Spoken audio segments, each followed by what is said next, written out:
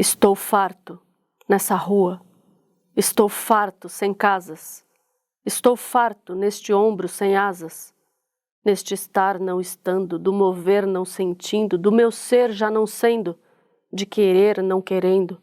Estou nulo, esse salto não pulo, estou resto, rasgo frio e já roto, estou farto, estou morto.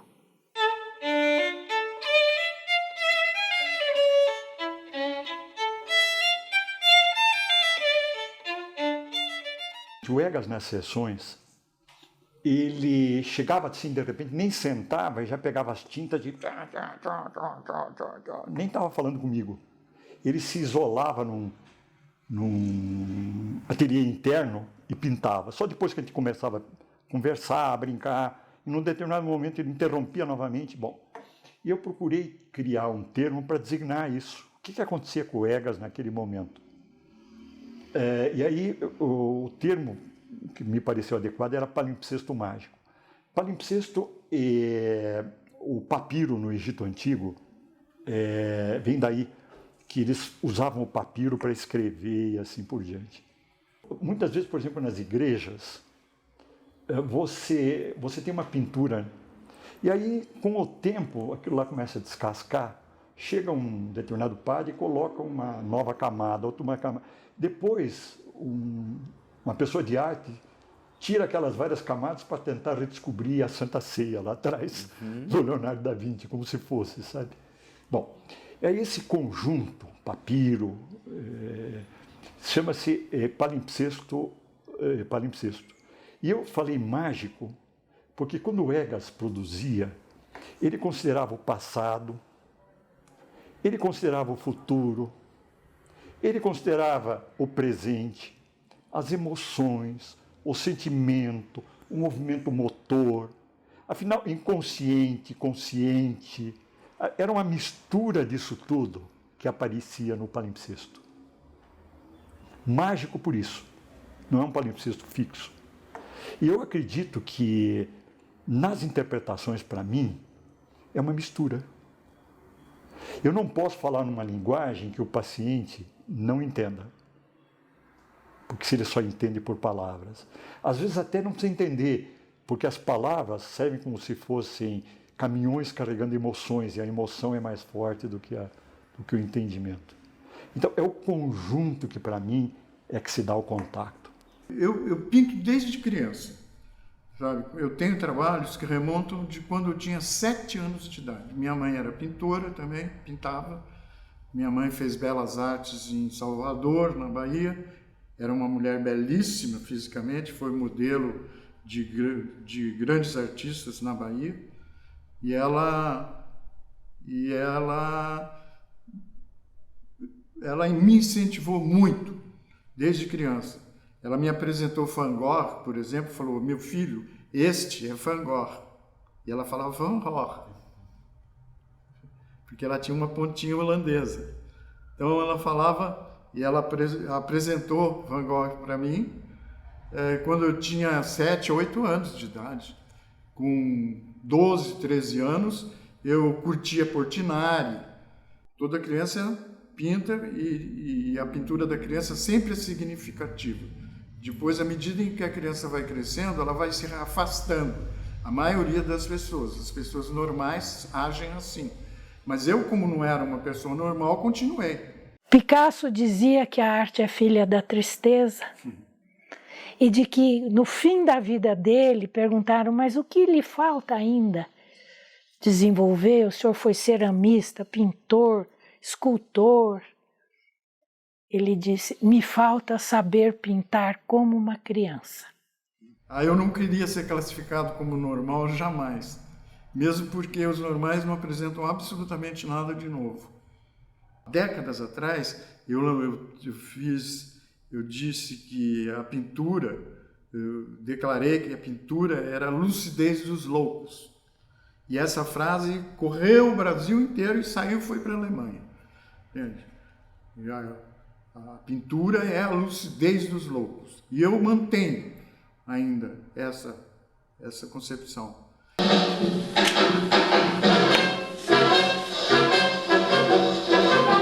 metade da minha pintura é a intuição mais pura. E a outra metade da minha pintura são as minhas dúvidas. A minha dúvida a propósito de tudo e de todos. A minha dúvida permanente. O meu trabalho, eu sou o arquiteto dos meus pesadelos. Eu sou o arquiteto das minhas inquietudes, sabe? E é através delas que eu construo o meu trabalho de arte. Eu não dou respostas, jamais dou respostas. Eu faço perguntas. A arte, geralmente a criatividade, não é? Ela resulta assim de uma certa insatisfação, sabe? Insatisfação do artista com o que existe, sabe? A vontade dele contribuir com uma coisa nova, sabe? Pode ser que ele fique angustiado até, mas não tem um jeito novo de fazer isso, porque a arte é um jeito novo de fazer as coisas, sabe? E um jeito novo de recriar a vida. Eu começo a me sentir uma inquietude, uma estranheza, e começo a girar pela casa, e aí vai se formando alguma coisa em mim que eu não sei exatamente o que é. Aí eu começo o trabalho, e à medida em que eu desenvolvo o trabalho é que o trabalho se plasma. Então o que acontece? Por exemplo, eu disse que sou arquiteto das minhas inquietudes, e é isso mesmo, eu não tenho medo eu não me assusto com a formatização, a formação das imagens, ou das formas, o surgimento das formas, entende? Pelo contrário, eu me encanto com a diluição dessas mesmas formas, entende? É um trabalho, uma linguagem de arte. Quando você fala de arte, a sua linguagem já também faz parte desse mundo. É uma linguagem sui generis. Quando ele me procurou, ele trouxe alguns desenhos feitos em casa. Desenhos como esse, muito nítidos. Nítidos. Mas comigo, numa das primeiros contatos, de repente ele traz essas cores. E essas cores, se você... É minha leitura, ele não gosta das leituras, ele gosta do impulso criativo. Se você observar, tem essas mulheres com o corpo bem delineado, uma erotização que surge já na presença do delineamento. Ele desenha uma casa à distância, que por mim foi a minha leitura, que era a infância, distante dele, que existia como um lustro já se apagando. Ele coloca um peregrino mulato que, você precisa viver, precisa valorizar a vida, que é isso que você fez, você é muito criativo. Mas ele branco não consegue incorporar nada, branco no sentido de vazio. Mas logo em seguida aparece uma puta de uma mulher, ou seja, a sensibilidade, a feminilidade dentro dele não é feminino no sentido de feminino, é a vida primitiva, é a vida cheia de... E é isso, logo eu percebi que existia isso e que a gente podia trabalhar. Agora, veja bem, olha que interessante esse esboço dele. Nesse encontro, ele estava alegre, como nós estamos agora, alegre, conversando, rindo, etc. E ele faz um esboço, veja, uma pessoa gritando, que não correspondia àquilo que ele estava, pela conversa, por palavras, contato social, apresentar. Aparece uma figura gritando em desespero e uma parede de gelo do lado, não tem onde segurar. Então, por dentro dele estava acontecendo isso, que você, só considerando a ponta do iceberg, não viria. Eu tentei considerar todo o conjunto e logo percebi, intuitivamente, não é que eu percebi, planejei, isso aí foi surgindo. As pinturas que se sucederam foram fantásticas. E como o remédio não impede esse impulso criativo? Veja bem, para uma pessoa que está extremamente desorganizada, delirando, quer matar o pai, quer estrangular a filha. Eu tive uma senhora que queria jogar o neto, ela cuidava da neta, mas queria jogar a neta pela janela, vinha algumas ideias, ela ficava desesperada, ela queria se matar por causa desses impulsos. Nesses casos, você é obrigado a medicar. Você precisa ser enciclopédico, levar em conta um determinado conhecimento e intervir. Mesmo uma pessoa que não esteja nesse estado, mas que você vê que não é possível você mexer com a arte, com esse mundo interno, você é obrigado, ou então não há condições práticas, porque esse método é demorado, você é obrigado a medicar. Se estabeleceu uma relação de muita confiança,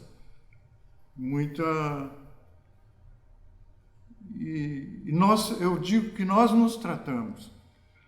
É uma relação em que o Isaac muitas vezes fala para mim, eu senti tanta falta de você, entende? Porque eu também. É uma relação em que um parece que está cuidando do outro.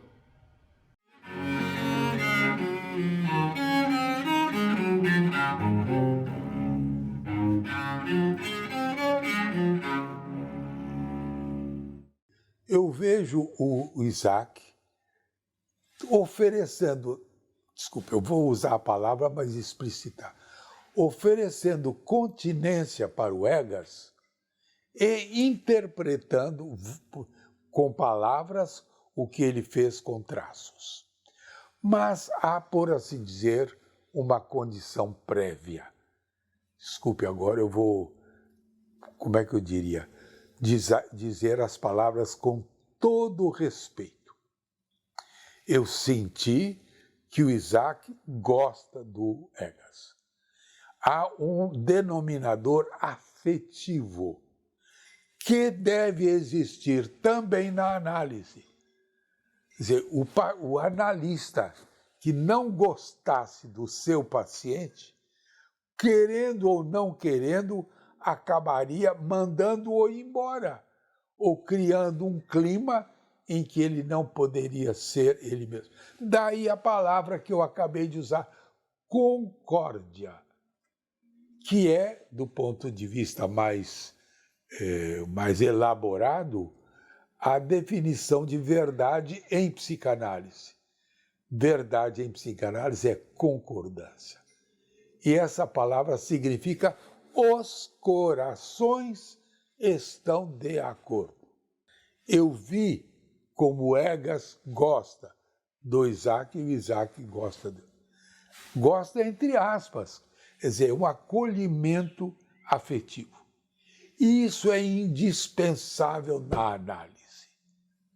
Sem um acolhimento afetivo, o paciente não se dá a conhecer. Porque em qualquer lugar onde eu vá, eu posso pintar. Eu pintei muito na rua, entende?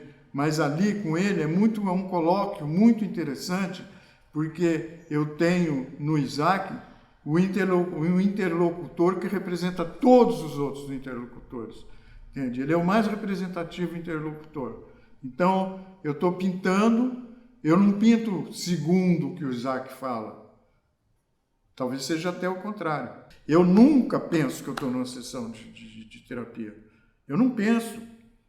Eu converso com o Isaac, me divirto com o Isaac e saio do Isaac, às vezes, muito bem, muito reconfortado. Qual a diferença quando o paciente é um artista de fato, quando não é um artista? Quando é um artista que entende de técnicas, tem experiência, isso afeta a relação médico-paciente? Que tipo de cuidado é preciso da sua parte? É nada planejado. Eu xingava o Eggers frequentemente, ele me xingava. Eu esquecia que ele era o... Eu vou pintando, espontaneamente. E nós vamos comentando, às vezes, alguma coisa a respeito daquilo que eu estou pintando. E também falamos viajamos pelos assuntos da vida, sabe? E eu sinto muita falta do convívio e desses cuidados especiais. Todo gesto que a pessoa fizer ali pode ser significativo.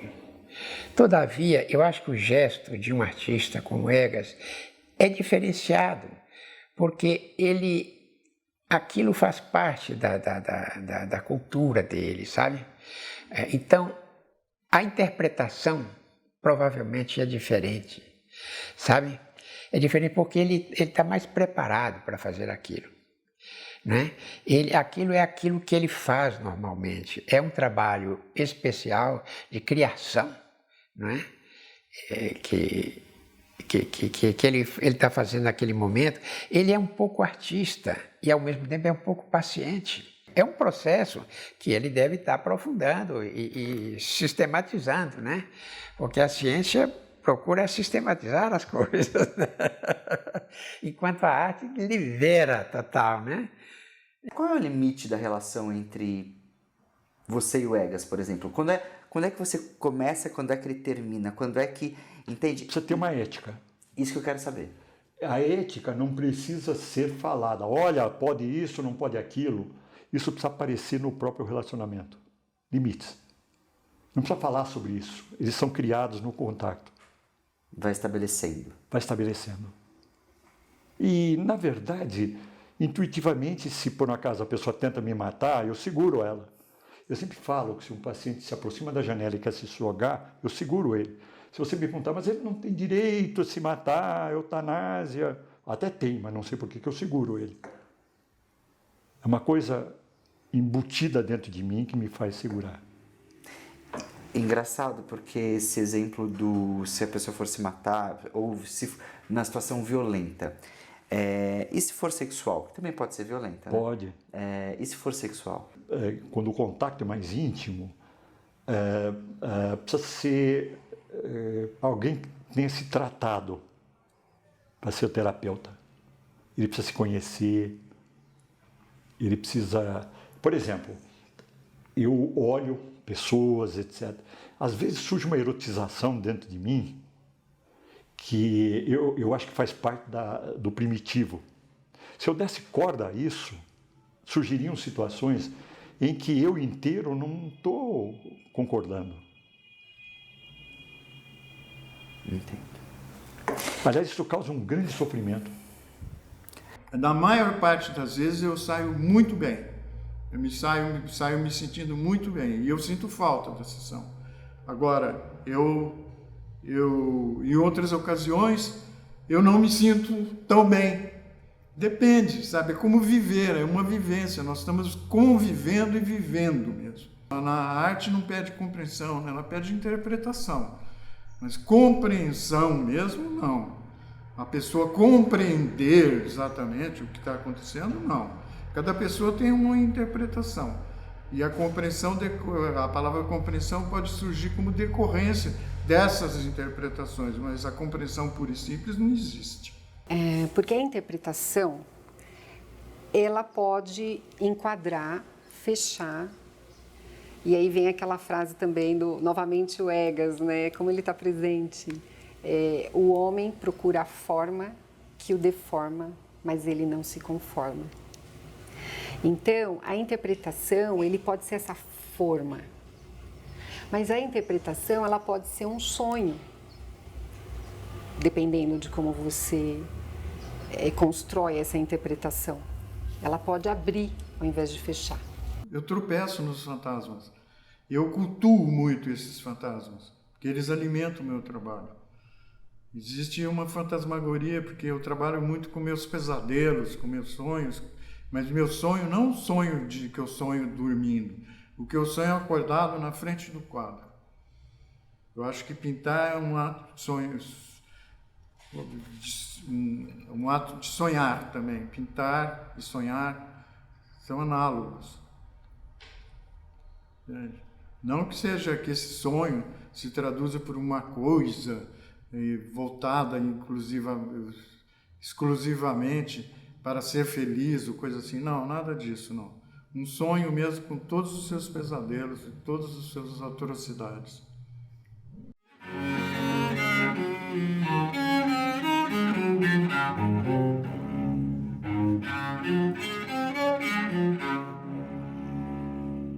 Eu Egas entrou na sessão falando de uma forma bem delineada, firme, quase autoritária, assim, o que é arte, o que não é arte. Bom, e ele faz um primeiro desenho, uma primeira pintura, um primeiro esboço. Então vejam que aqui, de uma maneira antropomórfica, de uma espécie para outra, aparece um pássaro em vermelho, concentrado de energia. Ele estava muito firme externamente. E veja que está bem vermelho, amarelo por fora, verde, tudo bem delimitado, né? E é um pássaro triste. Sabe, ele está triste, está meio sem vida. De repente, ele para, ele começa a fazer um esboço, ele para e ele faz um segundo esboço em que as figuras não estão, as cores não estão começando a ficar meio misturadas e meio trêmulas, vamos dizer assim, borrões mais trêmulos, matizes várias. Então aparece uma cabeça de homem, uma perna meio musculosa, que seria de homem, e isso tudo sustentando, o tronco quase não aparece, apesar de ele dar o nome de torso. O torso parece meio com listinha, só não é nítido. E principalmente tudo isso sustenta um vestido que parece um arco-íris. E dentro desse vestido um pênis, ou seja, uma figura hermafrodita. É o it da Clarice Lispector, em que as definições ainda não existem. É um pré.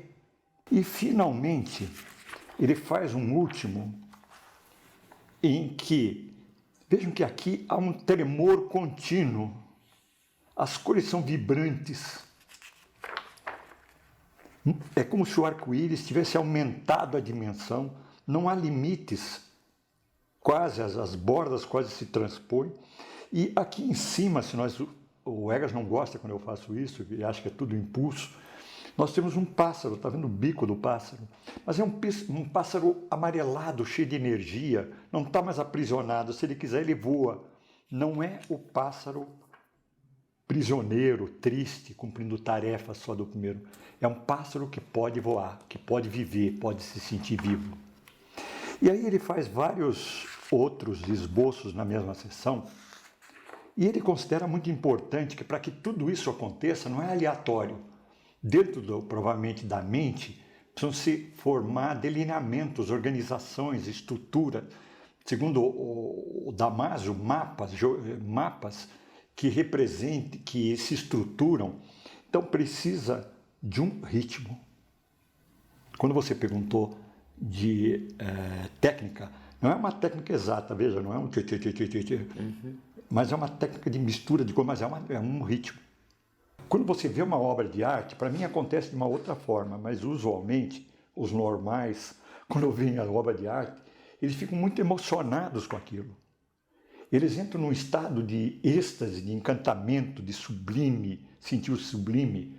A literatura psicanalítica considera esse estado como um narcisismo, um voltado para si próprio, primordial. Ainda não existe nitidamente o outro, ainda não existe o mundo externo, o mundo interno, é tudo meio misturado naquele momento. E para a literatura psicanalítica, esse seria o momento inicial do contato do bebê com o mundo. Nesse contato inicial, não existe a noção de tempo, de espaço, mas existiria o usufruir, o início de usufruir sensações, porque o sistema sensoperceptivo não estaria formado ainda no bebê, caracterizado. Então, esse usufruir seria o mesmo que acontece quando você tem contato com a obra de arte, que naquele momento você tem essa experiência. E mais do que isso... de vida. Muito intensa. E não existe tempo, espaço, parece que é infinito, mas ao mesmo tempo existe um sinistro dentro disso. Mas que é uma sensação que aquilo lá pode terminar. Mas que você, apesar de sentir ou perceber, ela não pensa ainda, naquele momento não está pensando, que existe esse fim, você não o valoriza tanto para impedir o prazer do encantamento. Na depressão é o contrário. você já pensa no fim, isso tudo vai acabar. Então eu não posso nem usufruir o momento, porque vai acabar daqui a pouco. E a obra do pelo menos os esboços que ele fazia, e para mim, a vida que existe dentro da gente, são sucessivas organizações, mapas que se formam, um depois do outro. E esses mapas podem perdurar mais ou menos, tendo mais ou menos energia, mas de qualquer forma o importante é que a hora que aquele mapa tiver com menos lustro, com menos energia, um outro já precisa estar se formando. E o encadeamento entre os vários pontos, se possível, é que dá a continuidade da vida.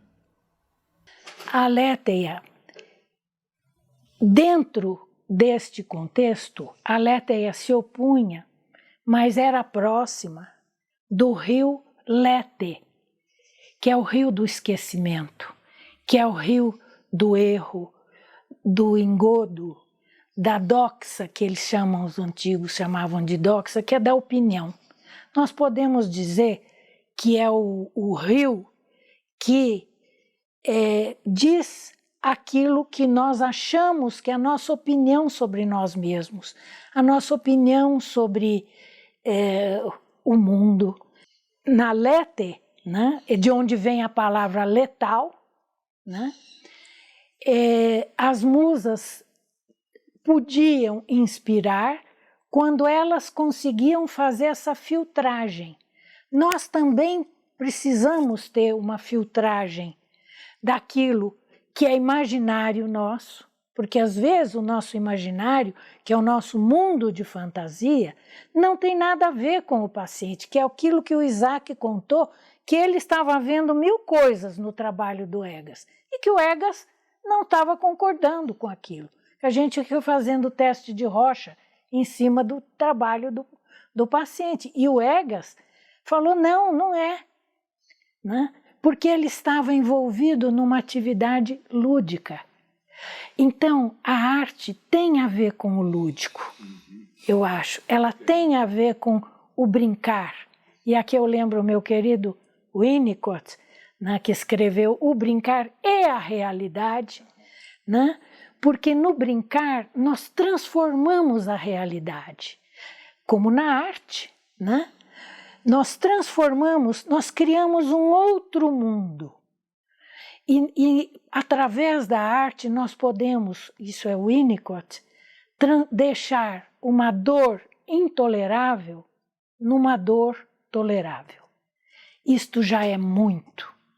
Quando alguém está no desespero, quando alguém não aguenta viver, quando alguém está lidando com explosões internas, quando alguém está lidando com quero abandonar a vida, é muito pesado viver. Quando isto pode ser representado por palavras, imagens, poesia, drama. Uma outra coisa importante é o conceito de esboço.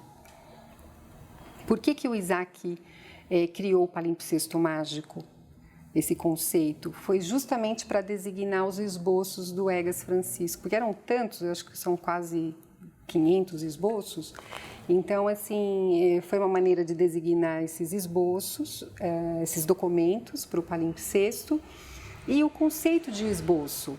Existe um conceito que foi elaborado pelo Delacroix, que ele fala que o esboço, que é essa primeira estímulo que vem, é o ovo da obra, é o embrião da obra. E dependendo como você lidar, você vai fazer essa obra nascer ou não. Mesmo os artistas, né, eles assim não consideram muito os esboços, né? Os esboços é como se fossem estudos. Nós estivemos em frente à Guernica de Pablo Picasso e tivemos a oportunidade de ver os esboços. Os esboços eram mais expressivos, tinham uma vida mais forte até do que a própria Guernica, que já é uma obra bastante forte, né? Mas assim, os esboços não eram muito valorizados. E quando o Egas faz aqueles esboços, ele consegue produzir esse primordial dentro dele e ele representa nas telas. Mas ele consegue prolongar o prazeroso brincando com os borrões, evitando, na medida do possível, o figurativo. Quando ele termina uma tela no ateliê, não interno, mas no ateliê dele, outros componentes provavelmente interferem. A cada momento são esboços, são figuras, são quadros, mas o conjunto exige também uma maior participação da razão. Eu preciso pedir desculpas para o Egas, porque ele discorda totalmente de mim. Ele não quer saber do figurativo. Mas ele mesmo, em outro momento, fala que às vezes o abstrato é que surge e às vezes é o figurativo. Ele não controla isso. E cada um está fazendo o seu papel, né? E às vezes, quando surge o figurativo, ele tenta complementar com o abstrato para ele não ficar tão imobilizado, na minha visão. Eu acho que o trabalho de onde nasce o trabalho que às vezes é o taxado como definitivo, é para mim mais importante até do que os trabalhos considerados conclusivos. Eu acho que o trabalho que você faz na prancheta, o que você joga a tinta no papel e elabora, esse trabalho é muito mais espontâneo. Então ele traduz, em termos visuais sensitivos, aquilo que você tem no âmago do ser. Ele é muito forte. Ele é a expressão da sua autenticidade.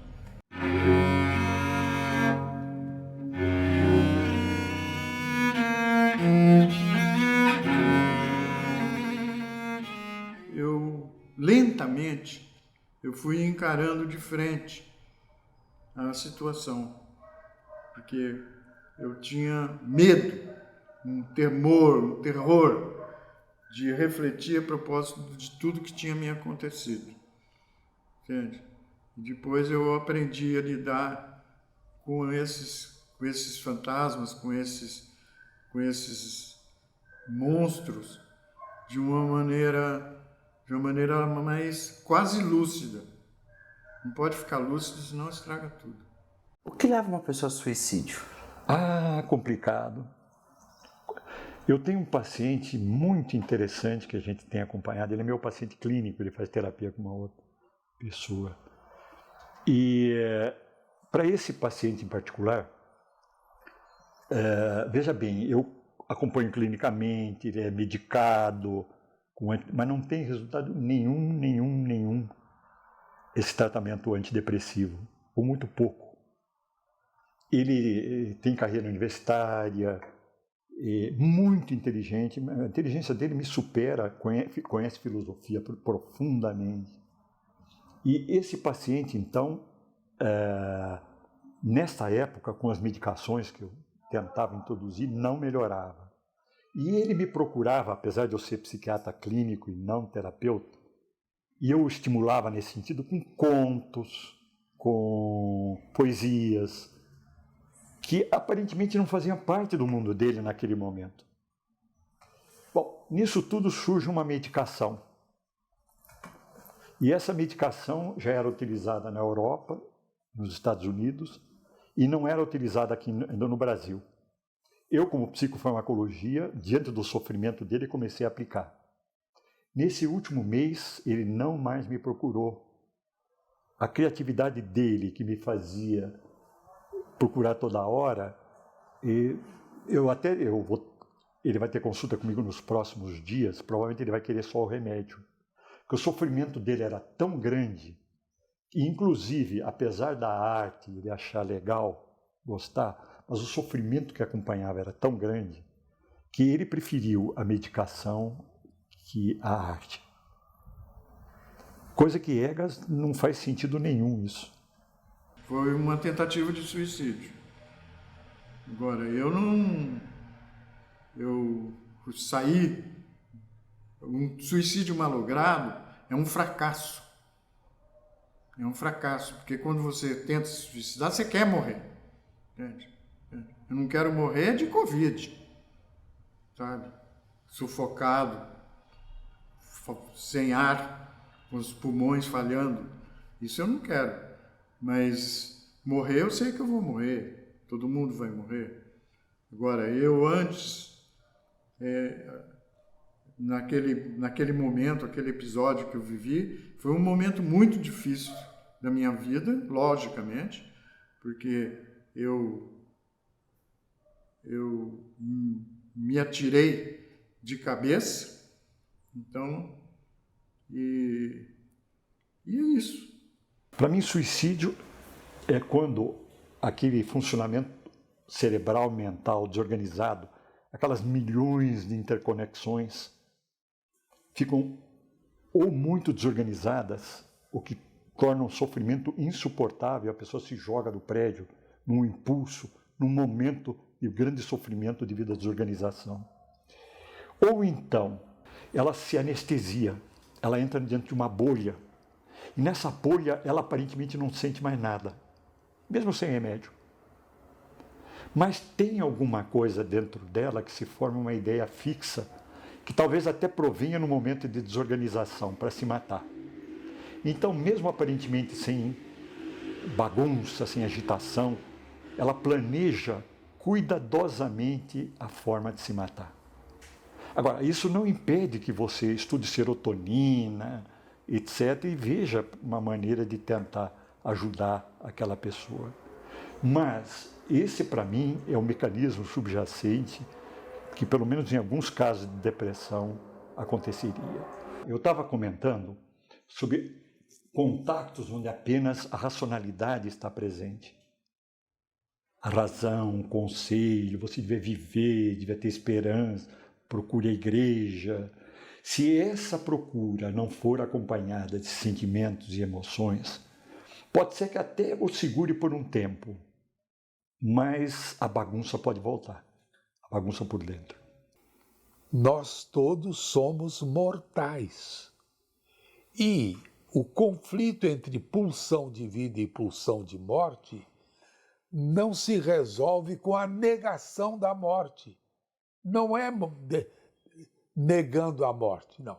É nos preparando para a morte. Qual a melhor preparação para a morte?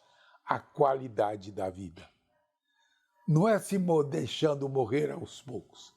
A melhor preparação para a morte é ressurreição em vida. A gente morre em vida. E essa é a arte de viver. O contato, a comunicação, seja com o outro, seja consigo, né, com os objetos, com a natureza, com a vida, essa comunicação, se ela bloqueia, você está morto. Você é um corpo andando. Você faz coisas, você cumpre tarefas, você anda para lá, anda para cá, você se alimenta, mas você não sente. Você não sente o que você está fazendo, você vira um robô. Uma coisa é a eutanásia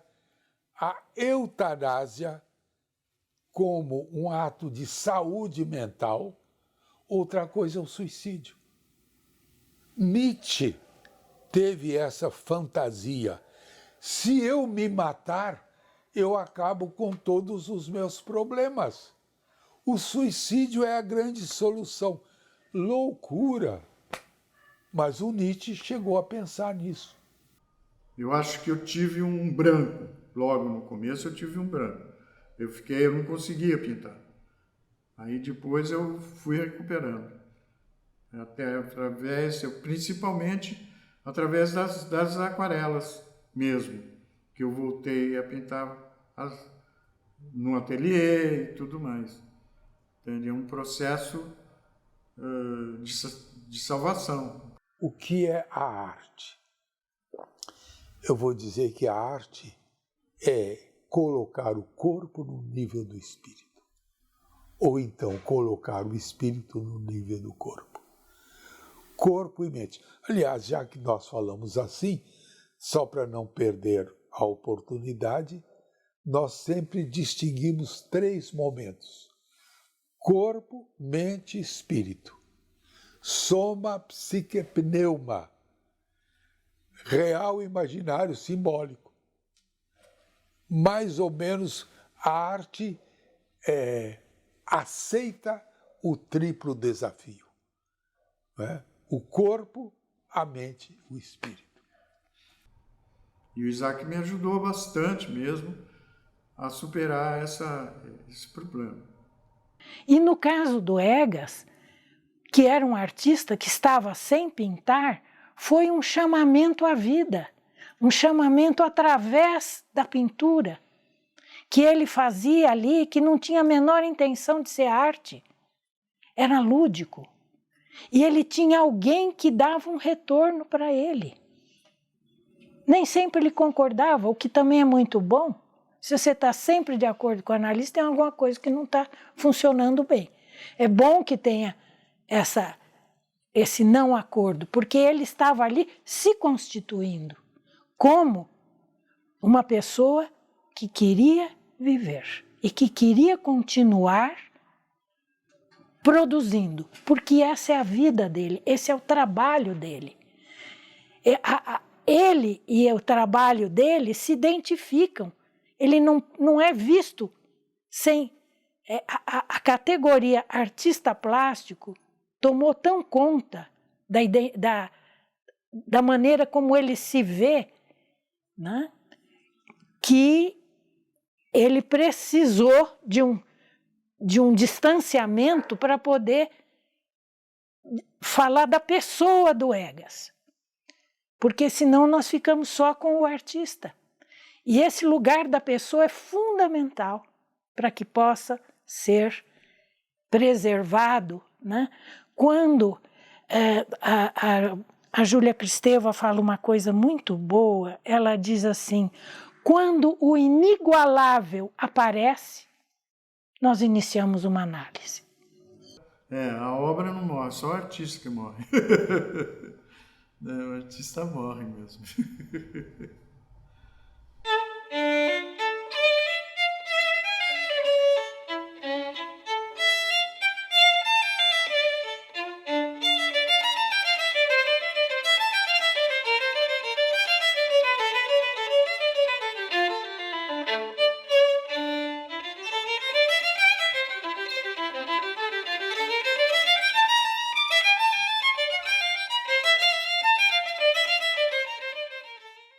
O Egas, eu acho que é um artista expressionista.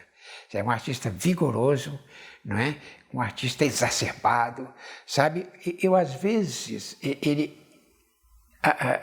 uma possível depressão que possa atingi-lo está menos presente na obra dele do que a realização das coisas, sabe? Às vezes tem umas figuras muito misteriosas, né? Mas tem outras que ele participou de uma exposição que eu fiz, que ele mostra um atleta, sabe? Um atleta vigoroso, assim, indo para frente com toda a força, não é? Então ele tem ele sabia também qual era o objetivo dessa exposição, ele entendeu bem e fez um trabalho adequado para isso. Mas é um trabalho muito colorido, mas eu diria assim, sobretudo, é um trabalho profundamente misterioso, sabe? É uma incógnita, é um desafio que ele coloca e que eu acho que vai demorar muito tempo para alguém achar que aquele trabalho dele é um trabalho normal, assim, cotidiano, que o artista, né, fez para agradar ou para decorar um ambiente, né? Ter conhecido o Egas e ele produzir a arte dele naquele momento é um privilégio assim enorme, porque com ele eu consegui, vamos voltar, eu também sou cientista, entender um pouco melhor como funciona a mente e que a ciência não consegue atingir. Por exemplo, a ciência mede serotonina, mas ela não, dificilmente vai conseguir entrar em contato com a poesia. Egas viveu uma relação transferencial com Isaac. Ele pintou, ele e Isaac. Os dois fizeram uma análise. Eu acho que essa é uma grande novidade de grande coragem de Isaac e de grande mérito desta moça aqui, que reuniu tudo, ela foi a curadora, ela foi a que fez a união harmoniosa, e isto é uma arte. Um livro, este livro aqui, é uma obra de arte, ciência e psicanálise. Ele tem as 3 categorias. Quando eu prefacei com muita satisfação, me permitiu reviver algumas coisas. Quando o Isaac era jovem, eu também era jovem, eu o conheci, um colega e amigo, já na década de 70, já como um pesquisador, um cientista consistente, conhecido e respeitado. Ele se transferia da Dinamarca, onde ele tinha feito estudos de psicofarmacologia e psiquiatria, para Londres, para prosseguir suas pesquisas. E na época eu fazia meus estudos em psiquiatria e psicanálise naquela cidade. Assim, a gente pôde compartilhar o mesmo instituto de psiquiatria, o Institute of Psychiatry, memorável da Universidade de Londres, e o mesmo universo científico-cultural naquela época. Era uma época em que o movimento antipsiquiátrico se contrapunha a uma psiquiatria orgânica e basicamente asilar, que depois foi mudando, o asilar. A par com expressivos movimentos socioculturais de então, e essa a antipsiquiatria estava em pauta. E tinha como principal centro a cidade de Londres, onde vivia o seu principal pensador, Ronald Lang, psiquiatra e psicanalista escocês que se estabeleceu na cidade, escreveu lá a sua obra, mantinha comunidades que se contrapunham ao hospital psiquiátrico tradicional da época e fazia o seu consultório privado de psicanálise e psicoterapia. Da minha parte, além da psicanálise, eu tinha atividades clínicas do Hospital Maussley, que o Isaac também tinha, e também estava, por outro lado, muito interessado na figura do Ronald Lang. Os mais velhos seguramente conhecem. Essa curiosidade me fez organizar um grupo de 6 residentes do hospital para fazer seminários teórico-clínicos quinzenais com Lang para conhecer o pensamento dele. E a gente ficou alguns meses, vários meses lá, quase um ano. E era muito a curiosidade do pessoal, porque ele era muito meio sneaky, ele deslizava e não dizia o que ele realmente fazia. Todo mundo ficava muito curioso, o que esse cara faz, afinal de contas? Até que todo mundo começou a pressionar como realmente ele agia, atuava com os pacientes dele. Aí ele falou, vocês querem saber uma coisa? Então vamos fazer o seguinte, a próxima vez, próximo seminário, eu vou trazer um paciente meu aqui, vocês perguntam para ele, conversam com ele, vocês conversam o que vocês quiserem com ele, entrevista, perguntam sobre mim, sobre o que ele faz, eu não vou falar nada e não vou responder nada. Depois que vocês conversarem com ele, está acabada a sessão. E assim foi feito. Por que eu estou dizendo isso? Porque essa irreverência total do Lang foi a reverência do Lang. Foi a primeira vez que eu vi essa exposição do analista e eu analisando direta, ao vivo, de uma maneira tão incrível. Essa é a segunda vez do Isaac, né, que realmente é de uma... Não é só coragem, eu acho que é uma generosidade mútua dos dois muito grande e que nos traz uma possibilidade de pensar a intersubjetividade fundamentalmente. O trabalho de Egas e de Patrícia e de Isaac é uma contribuição para a psicanálise. Ele tem a marca da irreverência, porque não era possível um analista que fosse falar para ele interpretações tipo: eu sinto que você está com raiva, eu sinto que você está com inveja. Não, isto ele não ia ficar 2 minutos. Eu disse já ao Isaac que ele é um ferenciano que não sabia que era ferenciano. Ferenczi também teve essa história, isso não é psicanálise, quando ele fez a técnica ativa. A técnica ativa era um e o outro se interpretarem, e o paciente participava ativamente do seu processo. E foi o que aconteceu com Egas. E o que aconteceu com Egas, que estava sem poder pintar, estava bloqueado, não conseguia fazer nada, estava sem criatividade, deprimido, passou, voltou a pintar e voltou a pintar coisas maravilhosas, que são aquelas coisas do claro e escuro, que nós voltamos à luz e à escuridão, que é uma fase nova dele, de uma força de vida e de uma... Ele consegue reunir inúmeros sentimentos naquilo, né? Então, o trabalho tem muito valor, o trabalho tem não é um trabalho que vai ser aceito por todo mundo. Vão dizer, não é psicanálise, vão dizer, isso não é arte, né? E não tem importância, como dizia o Facteur Cheval, não tem importância. A verdade é filha do tempo. Eu acho que eu consegui colocar minha alma ali, o que eu me sinto, meu espelho ali na hora. E a minha mãe? Ah, que lindo. Ela era linda, com 80 anos.